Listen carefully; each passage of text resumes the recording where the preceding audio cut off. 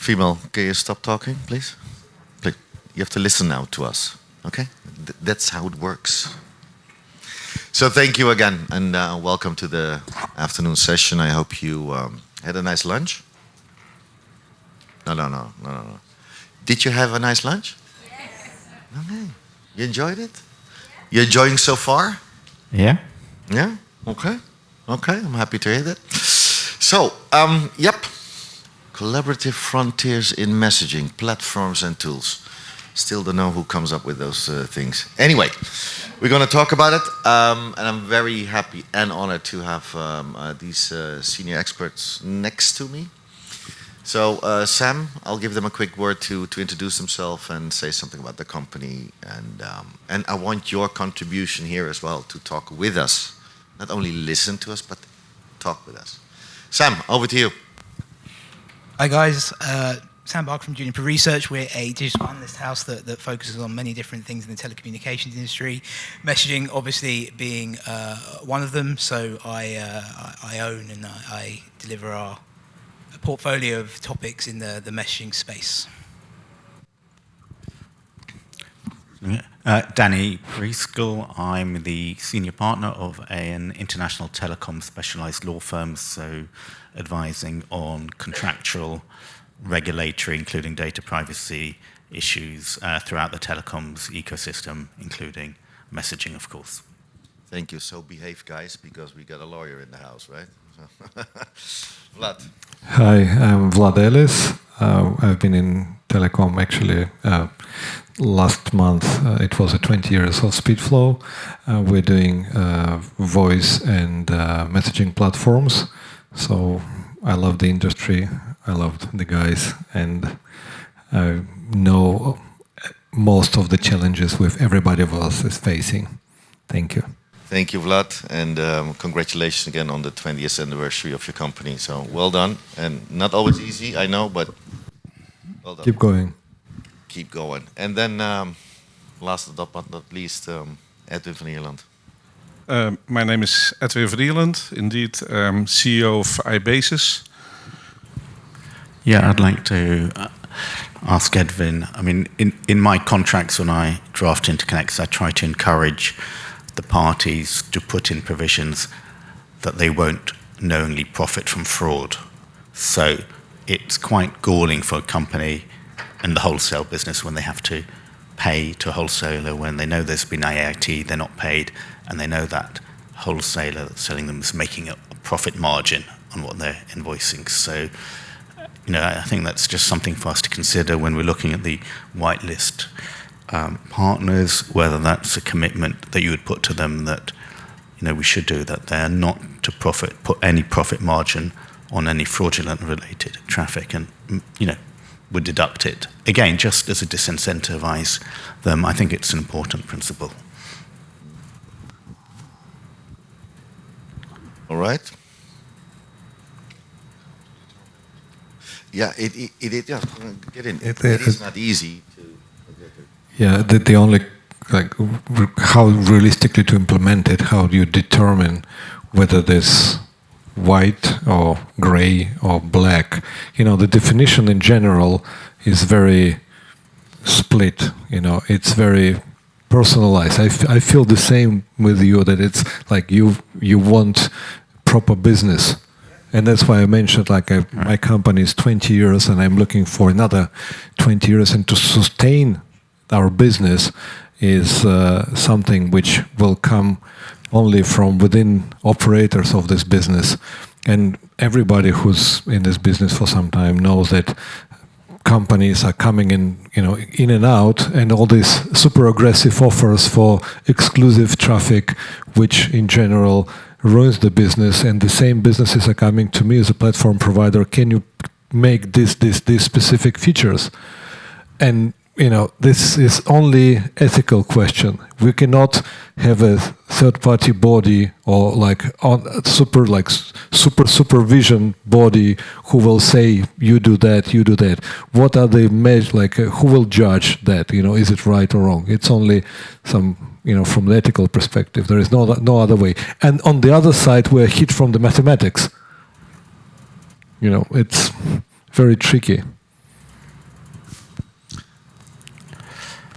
Yeah, I mean, in terms of whether particular traffic or invoice contains element for fraud, yeah, that will be a question of fact. I think we know when it's, a lot of us will know when it's, clearly fraud or grey, etc. But at least if you've got the principle there, it can be very valuable in the contract discussion and, a general commitment by the parties on the whitelist to ensure that they don't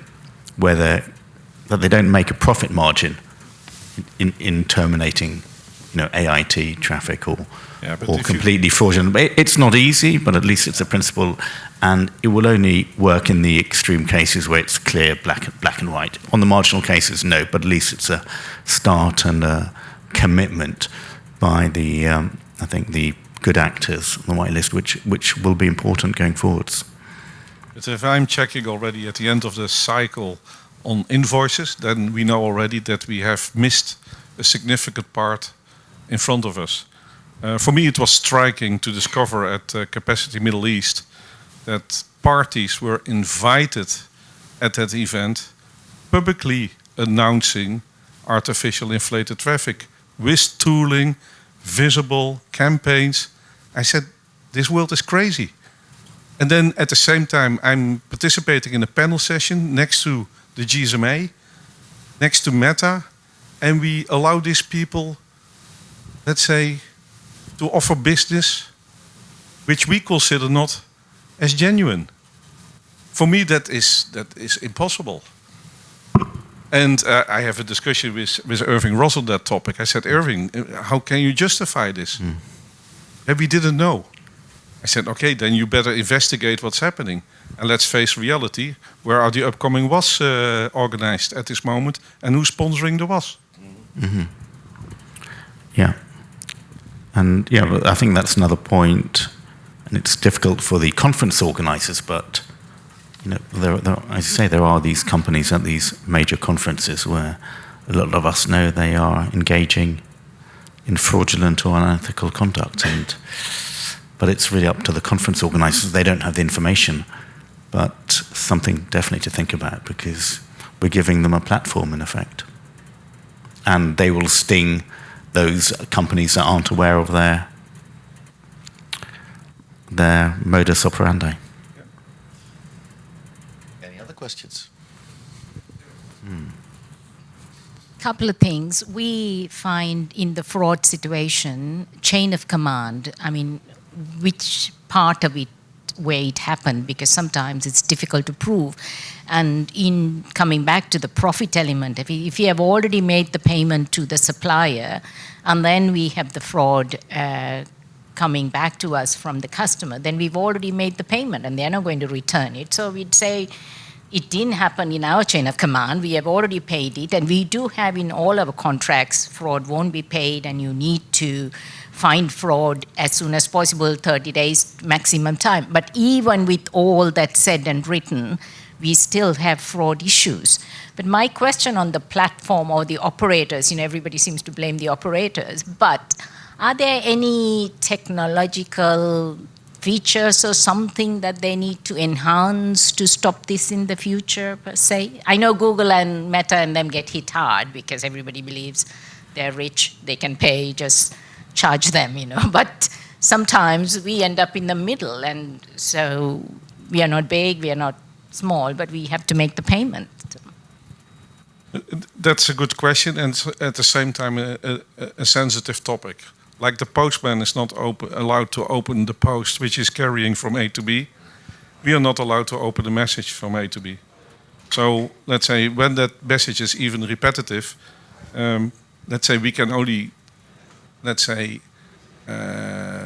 see a certain trend and give a warning, but we cannot block it. Of course, if you can block it, there is an ambiguity in this entire discussion going on, because in voice we had the same sequence of activities. If you detect fraud, you report it, police report, you stop the payments to the provider, and you walk the entire circle. With SMS, we do the same now, but the detection is not as easy as it is with voice. Can I add to this? From 2009, we are Speedflow is running the VoIPFraud.net, the website, which we continuously used to post, like not anymore, new models of frauds in the VoIP business, and this convert us to the recommendation in the clauses in the contract, which a lot of companies are using. No, obviously not the big boys, but the tier 2, everybody is using the recommendations which we post on that website. Being a platform provider, for us, it's the same thing. We are, as Edwin has mentioned, we can register a sequence of events, but again, the platform cannot make a decision in the name or on behalf of the manager who runs that traffic. It's still a human factor which is there. Like, I'm trying to be, as the iBasis, I'm trying to be as much as possible independent provider, and not involving into third parties' businesses, but then it's pure ethical question of the company utilizing this thing. As an example, we can drink that water, and if you drink like 6 liters of the same water, you will be poisoned. It's exactly the same. Normal flow of messaging brings business to everybody. Everybody's benefiting. If somebody artificially inflates it, we cannot control it. We are thinking of it literally 24/7. Maybe somehow we can discover the way to understand it beforehand. It's never beforehand, always post factum, unfortunately. Maybe AI could. Always post factum. We need to create a statistics. From the technological point of view, we create statistics, we analyze the patterns. Based on the patterns, we react. Any other questions? Just wanted to kind of a devil's advocate kind of question, and I understand that it's short-term vision, but what about the theory that generating traffic is actually good for the OTTs? It's good for the operators. It's good for the aggregators that are terminating this, because it's generating money for them. Operators don't seem to be shy of accepting it. OTTs are not shy of paying for it, because they get revenues from advertising, or it boosts their share prices. So what do you say about the You like to throw a curveball in the thing, right? Yeah, because this is reality. And even, Danny, from a legal point of view, if it seems like this is common knowledge, but surely if this is common knowledge that this is fraud, is there no legal thing we can do? We all know the Enron case. So, should I give our examples? I think if you inflate your revenues, you are on a slippery slope. And let's say stock-listed companies, private companies, venture capitalists, whatever, should not be involved in that kind of practices. Then the trust is completely gone. But if everybody's happy, paying for it, terminating No. He's trying, eh? It's never everybody's happy.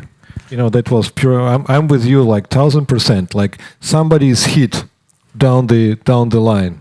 I never use chain of command. It's a connection line, but down the line somebody is used. So basically, somebody is paying extra for everybody else's happiness. It's not the sustainable and fair business. We're talking about the only way to have the business up and running, for a long period of time, is to make it sustainable and fair for everybody. Which fairness is also like a little bit personal, like subjective matter, but it's always there. Like, everybody has to eat on the way. And just for the record, I would love a clean business. I think SMS is such a slick delivery method for OTTs. I believe it's a long-term business, and it's things like fraud that are going to take this away. And I find it disgusting. So, yeah. but still throwing the curveballs, right? No. I love that. Thank you for that. Thank you for that question. We want to talk about platforms, right? Well, was that the topic? Anyway, so on the platforms, just a quick one. Maybe Sam, you can you can jump in there. Things are changing, demands are changing. I mean, Vlad, can you give us an overview of what's out there? What are, let's say, now the key drivers for a platform? What should it, minimally do? What kind of service you should go over it? Give us a glance. It's in general the latest new thing is RSC. There is nothing dramatically changed for several years, and the newest thing is, which everybody is talking about and wishing, is RSC, and the Google has pushed it like RCS. Yeah, RCS. Thank you. They've introduced it like 8 years back, something like this. Yeah, and it's a great, from my point of view, it's a great initiative. And the other thing, what is still missing on the market from my perspective is something what Twilio guys is trying to do is you send a message to any platform. You don't have to think via which platform it should be delivered, whether it's OTT or whether it's SMS or iMessage or RCS. It's basically the down the line the message should be delivered. How it will work, because the voice, at the end of the day, we have protocols which everybody is happy about. We can interconnect literally anything with anything. But on the messaging, it's still variety. It's still a little bit of zoo with the different animals there. But the only way to make it more consolidated and more organized, if I may say so, is really unified communication amongst the platforms. Okay, Sam, you want to bump in and maybe also on maybe some trends and challenges or opportunities, whatever? Yeah, it is interesting, the messaging market that's gone over the last sort of 4 or 5 years. Fraud has obviously been a big thing over the last year with AIT, and then go back even further, you talk about flash calling. I think the most interesting thing at the moment is operators pushing towards cloud and APIs and making everything as standard as possible. Because we keep talking about omni-channel communication strategies, and all we need to do is take it from the point of view of the enterprise, which is they need to minimize the cost that they're putting into the traffic that they're demanding. Overall, I don't think they're particularly fussed about what channel it goes to. They're looking for the most efficient and the most cost-effective channel. And for a long time, that's always been SMS. But obviously, over the last year, that's changed somewhat.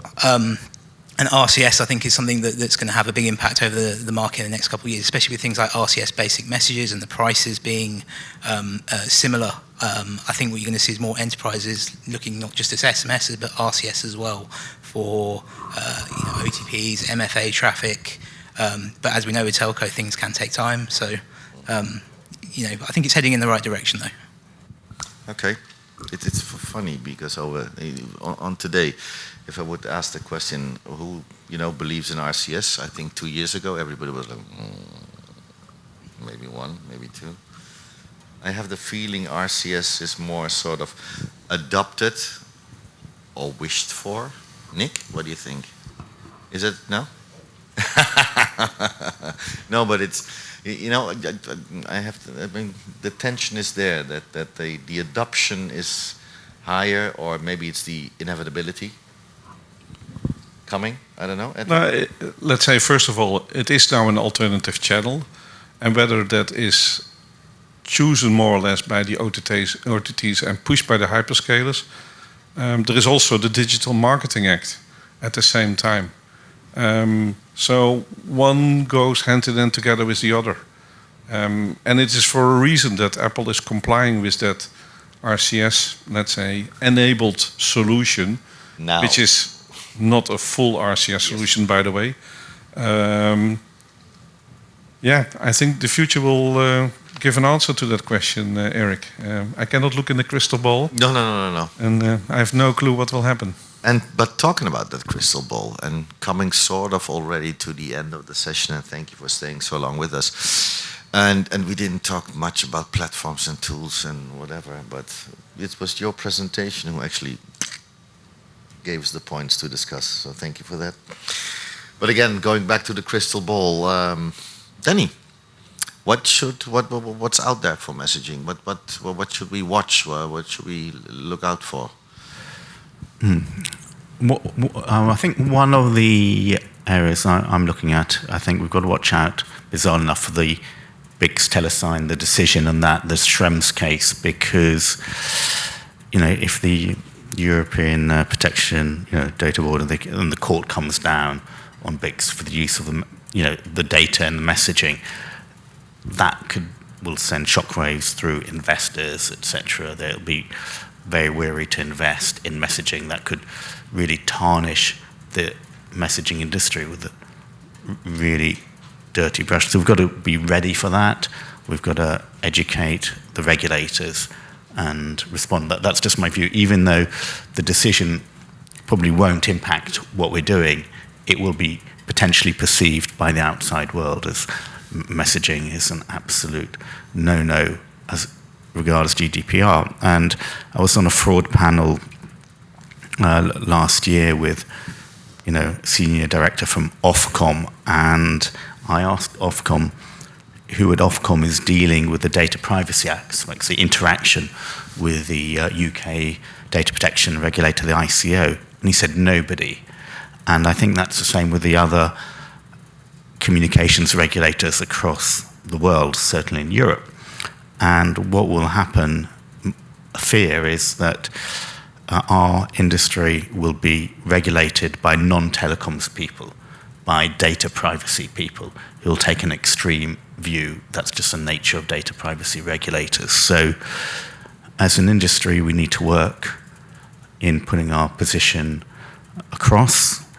Individual telecoms companies will need to assess the data and categorize it and really have clear procedures, documentation as to how they're compliant. So I just think we need to prepare just in case the decision goes across BICS, but more importantly to educate the regulators. That's where I'm coming from in terms of my place. But I think we can deal with it. We've got the legal tools to deal with it, but we have to deal with it.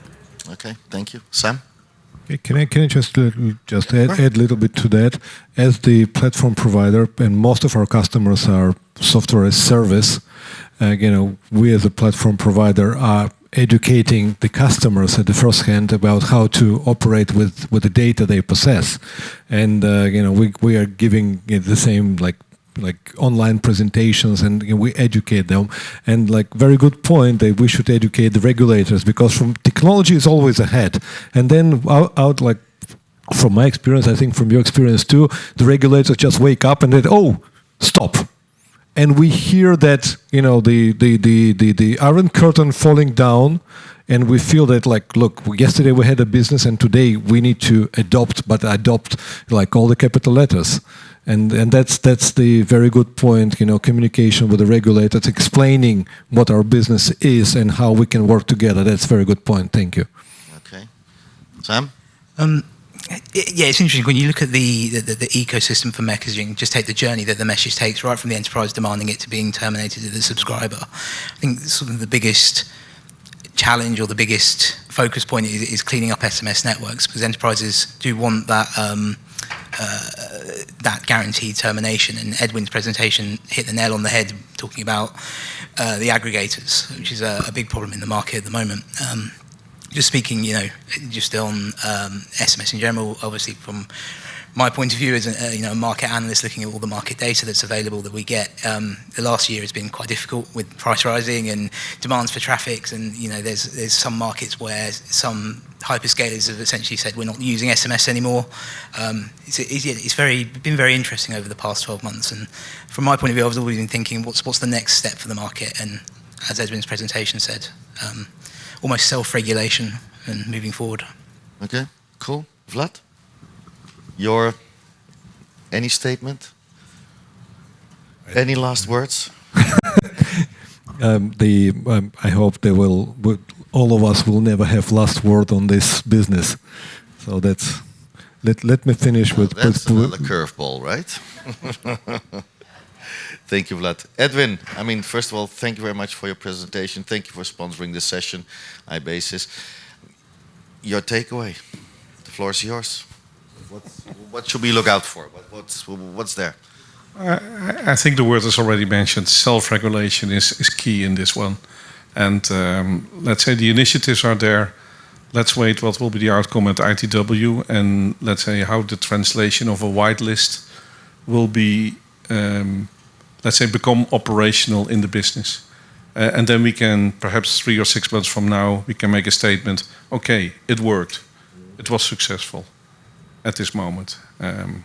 Let's say, on purpose I didn't use the word blacklisting, because then you start finger pointing, and then you have a wrong discussion going forward. And further, Nick, I still invite you to finish our whole 10 till 18, because we never finished that part. He never did. No, I was already 9 holes ahead. So. So Nick, there's the challenge. The biggest challenge in messaging, right, guys? It's all about goal. Thank you so much for being here, Edwin, and I basically thank you again, Vlad and Danny and Sam. Thank you so much for being. Thank you for sitting the whole day with us. If you're thirsty, as from 4 o'clock, I think I'm looking at my dearly colleagues. There's something to drink from OT, 4 o'clock, sponsored by OT, and then at 7:30 there's something going on. There's a party going on with a DJ and whatever. So it what?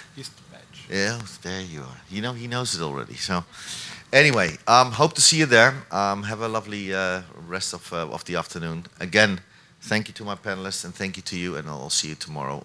But I think already tonight. Let's see. Thank you.